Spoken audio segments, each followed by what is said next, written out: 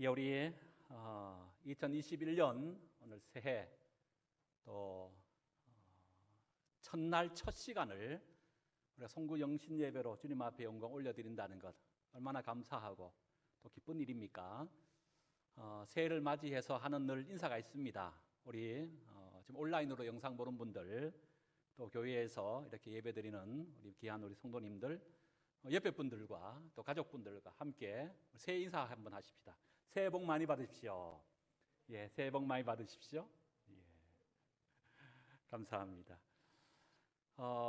새해 첫날 첫 시간을 맞이하면서 어떤 말씀을 좀 나눴으면 좋을까 기도하고 고민하는 중에 그래, 성경 66권 가운데 가장 첫 번째 처음 기록되고 있는 오늘 본문의 창세기 1장 1절의 말씀을 좀 나누는 것이 좀 더 의미가 있겠다라고 하는 생각이 들어서 오늘 새해 첫 시간에 이 창세기 1장 1절의 말씀을 가지고 함께 은혜를 나누고자 합니다. 이 창세기 1장 1절의 이 본문의 내용은 제가 오래전에 한번 말씀을 나누었던 적이 있었던 것 같습니다. 그때 말씀을 다시 한번 좀 확인하고 몇 가지 내용을 추가하면서 좀 그렇게 말씀을 전하도록 그렇게 하겠습니다.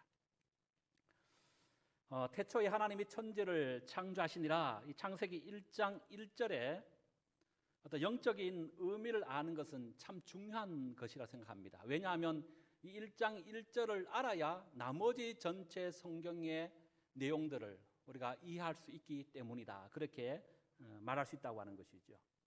특별히 히브리어 단어 가운데 만들다, 짓다, 창조하다 이런 어떤 내용들은 대개 아싸 내지는 야차르, 바라라고 하는 히브리 단어들을 사용합니다.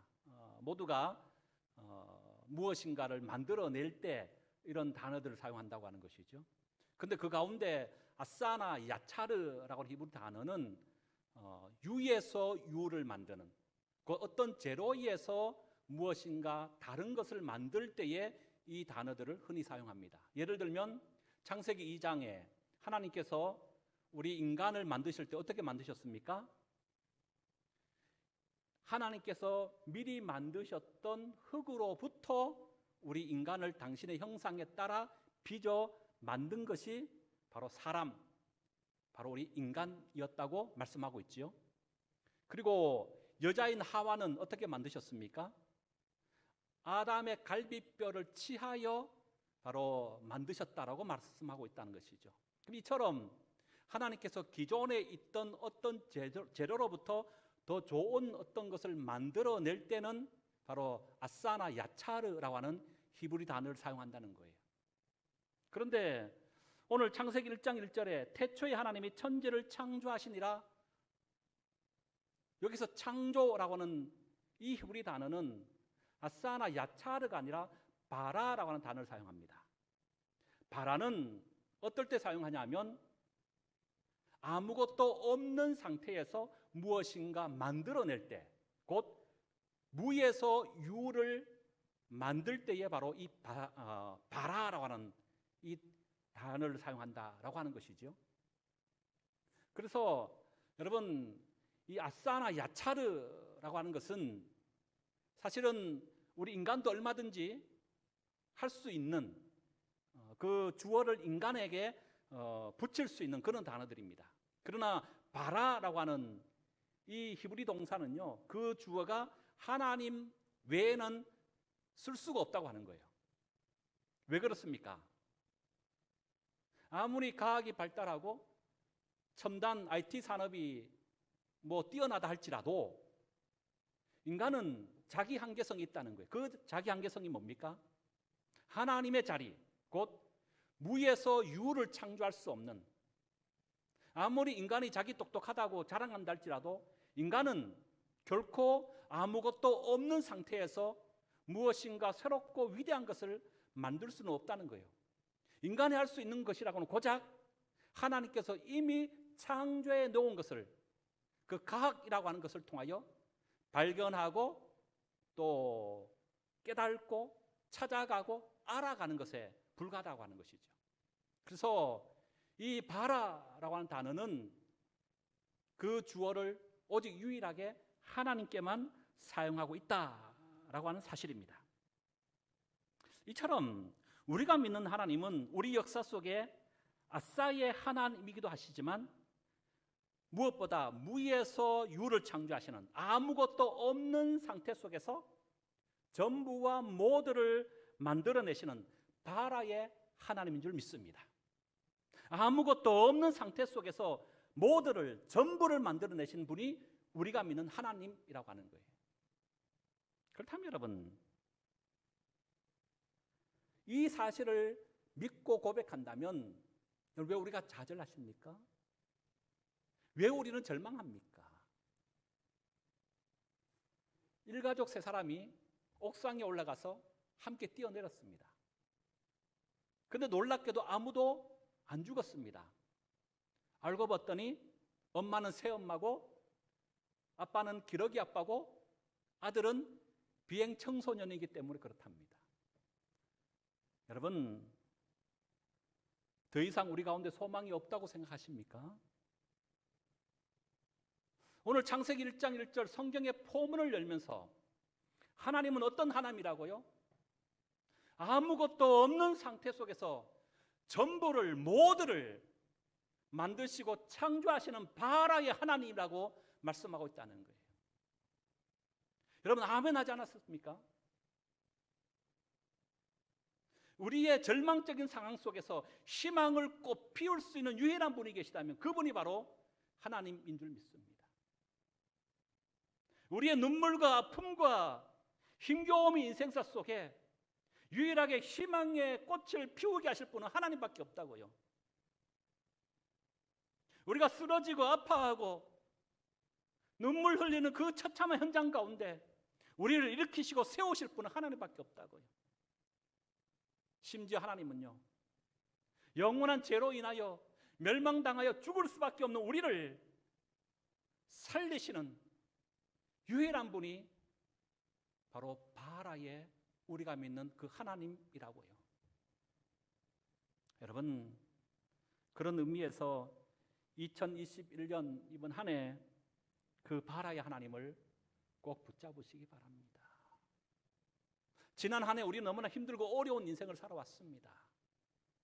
그러나 희망찬 2021년 새해에는 여러분, 그 바라의 하나님 때문에 살맛이 나고 살아가야 할 용기가 있고 살아갈 수 있는 소망이 있는 그 하나님의 은혜를 경험하시고 누릴 수 있는 그런 멋지고 복된 이 한 해가 될 수 있기를 주의 이름으로 축복합니다. 두 번째로 태초에라고 시작을 하는데요, 이 태초라고 하는 히브리 단어가 베레시트입니다. 이 두 단어가 하나로 합쳐져서 하나의 단어를 이루고 있는데요, 먼저 베라고 하는 단어가 있습니다. 이건 뭐뭐 안에라고 하는 단어입니다. 레시트는 머리입니다. 그래서 베레시트 그러면 머리 안에서 이런 의미의 뜻을 가지고 있습니다. 그래서 창세기 1장 1절을 직역하면 이렇게 되는 거죠. 머리 안에서 엘로힘 되신 하나님 그분께서 천지를 창조하시니라. 여러분, 천지를 하나님께서 어떻게 창조하셨다고요? 머리 안에서. 누구의 머리 안에서 하나님께서 천지를 창조하셨을까요?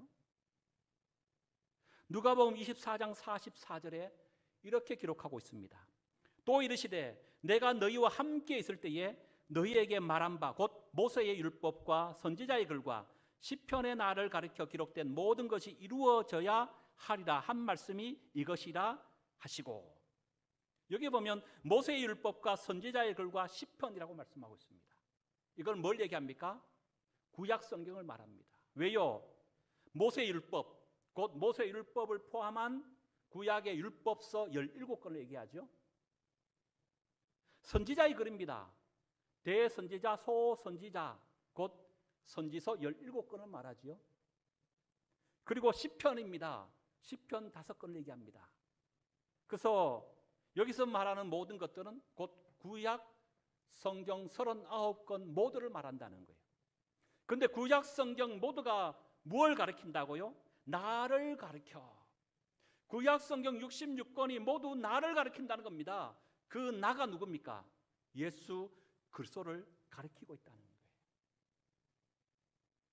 그래서 여러분, 우리가 구약을 읽는 것은요, 힘겹게 구약을 배우는 것은요, 단순히 이스라엘 역사를 배우고 이스라엘 역사를 알기 위함이 아니에요. 아니, 우리나라 역사도 제대로 알지 못하는데 남의 나라 역사를 배우면 무슨 의미가 있겠습니까? 우리가 구약을 그렇게 힘들게 읽고 배우는 이유는 바로 여기 있습니다. 구약은 뭘 보여주기 때문에? 예수 그리스도를.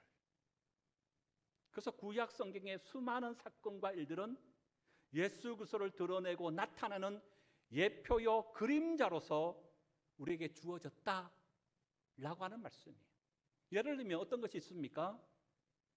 당장 창세기 6장으로 넘어가면 하나님께서 세상에 죄가 간영한 것을 보시고 사람 만드신 것을 한탄하시고 후회하셨다라고 말씀합니다. 그래서 어떻게 하십니까? 홍수로 심판하시죠. 그런데 유일하게 누구만 살아났습니까? 노아와 그의 가정 8식구만 살아납니다. 어떻게 살아납니까? 방주를 짓고 거기에 들어감으로. 그래서 이 방주가 뭘 상징한다고요?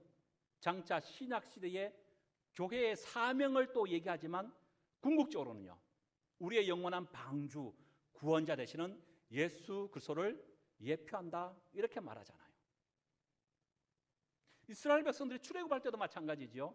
출애굽하기 전에 10가지 재앙 가운데 마지막 10번째 재앙, 어린 양의 피를 임방과 문설주마다 발라전 그곳은 죽음의 건세, 어둠의 건세가 패스와바 넘어갔다. 그래서 6월절 아닙니까?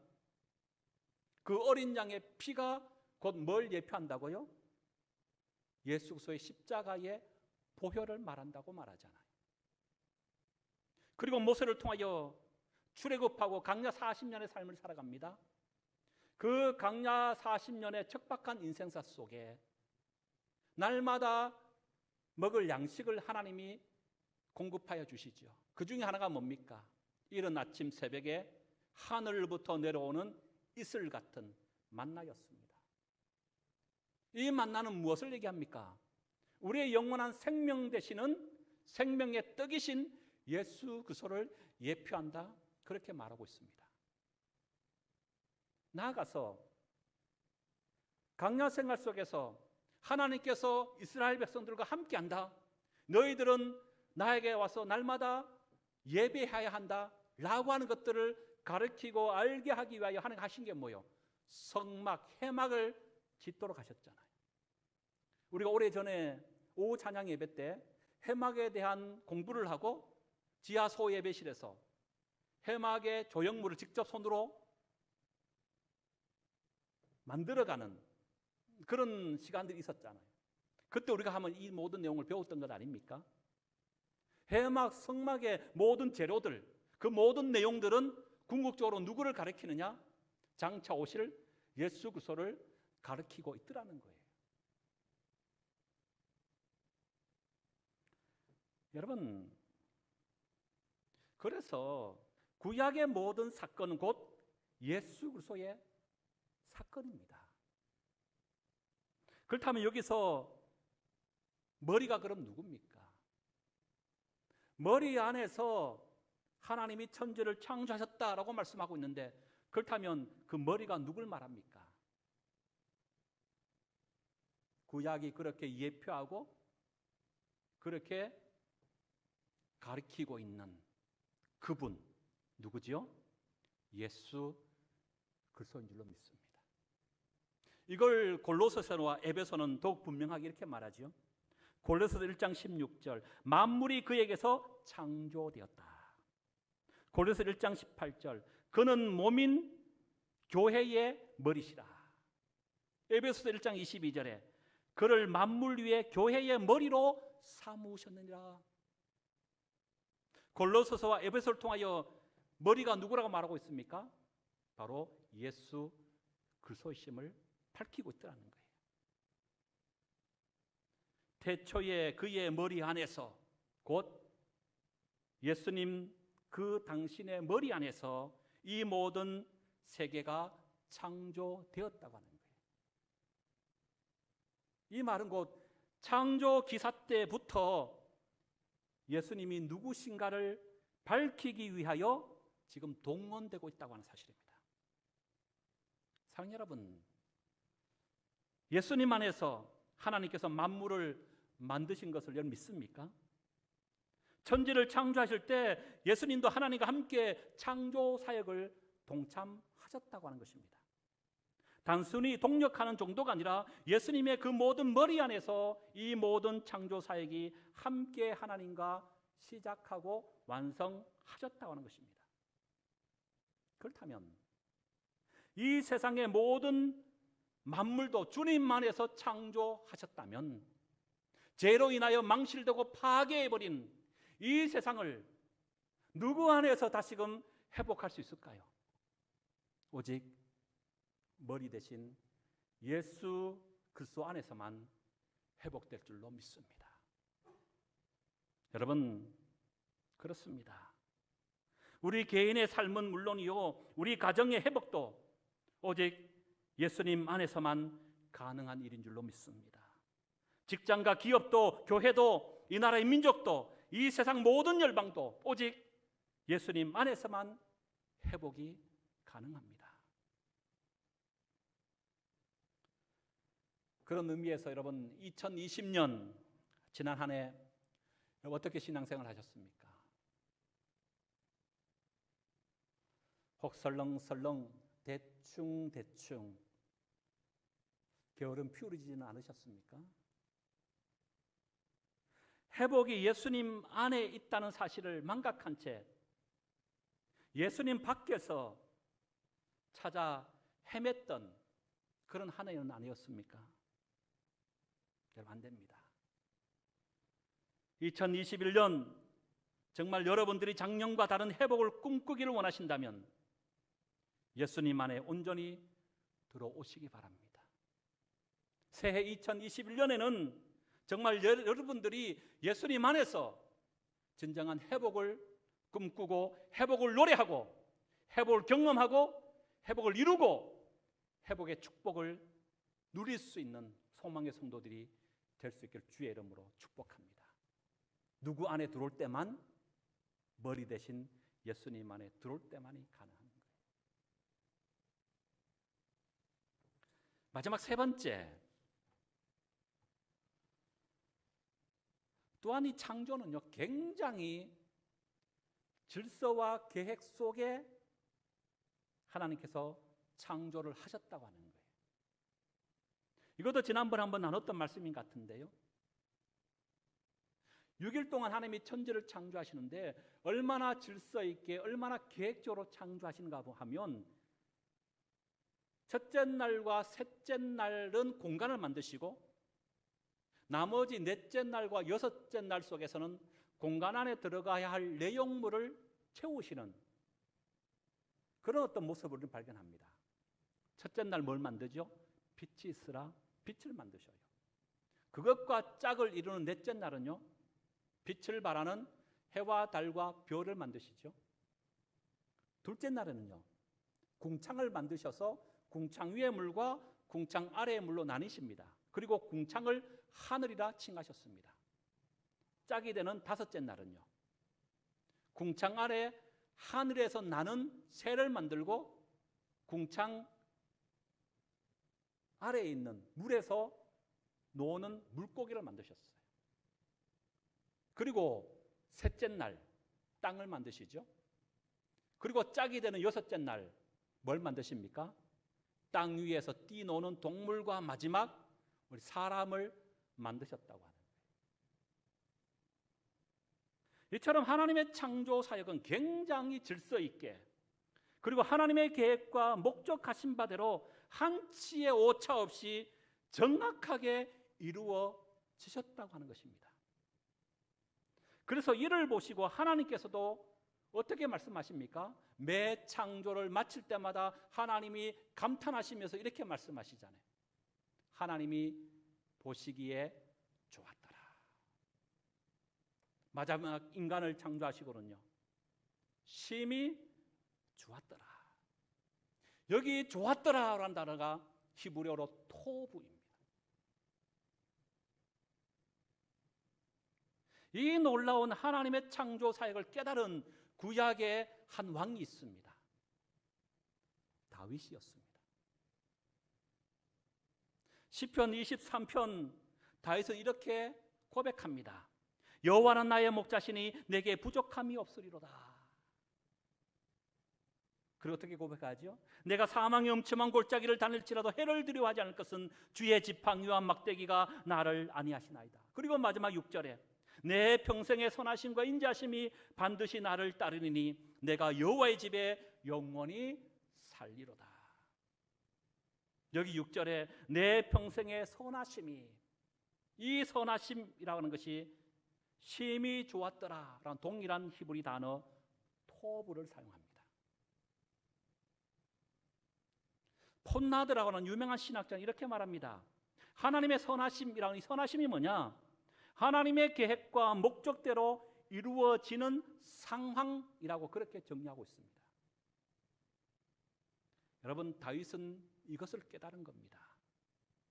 비록 나는 지금 사망의 음침한 골짜기를 다니고 있다 할지라도, 나는 여전히 원수의 목적 앞에 놓여져 있다 할지라도, 이 또한 토부, 하나님의 경륜과 섭리 안에 있다는 사실을 그는 깨달은 겁니다. 무슨 의미겠습니까? 하나님께서 내 인생을 붙잡고 있다는 것입니다. 하나님께서 내 인생과 함께하고 있다고 하는 사실입니다. 태초의 천지를 창조하신 그 하나님께서 내 인생을 당신의 섭리와 경륜 가운데 두고 있다라고 하는 믿음의 확신입니다. 그러기에 그는 고백하고 있는 겁니다. 비록 내가 사망의 음침한 골짜기를 다닐지라도 해를 두려워하지 않을 것은 토부 되신 주께서 나와 함께 하심이라. 그 토부 되신 하나님이 당신의 지팡이와 막대기로 나를 반드시 안위하시리로다. 창세기 1장 1절 우리 한번 같이 한번 외워보겠습니다. 창세기 1장 1절 시작. 태초에 하나님이 천지를 창조하시니라. 2021년 새해, 여러분 우리가 붙잡아야 될 말씀이 참 많아요. 그러나 새해 첫날 첫 시간 우리에게 주시는 이 말씀, 태초에 하나님이 천지를 창조하시니라, 이 말씀 붙잡고 이번 한 해 정말 승리할 수 있는, 여러분의 삶의 모든 영역 속에 진정한 회복이 일어나는 그런 복되고 즐거운 이 한 해가 될 수 있기를 주의 이름으로 축복합니다.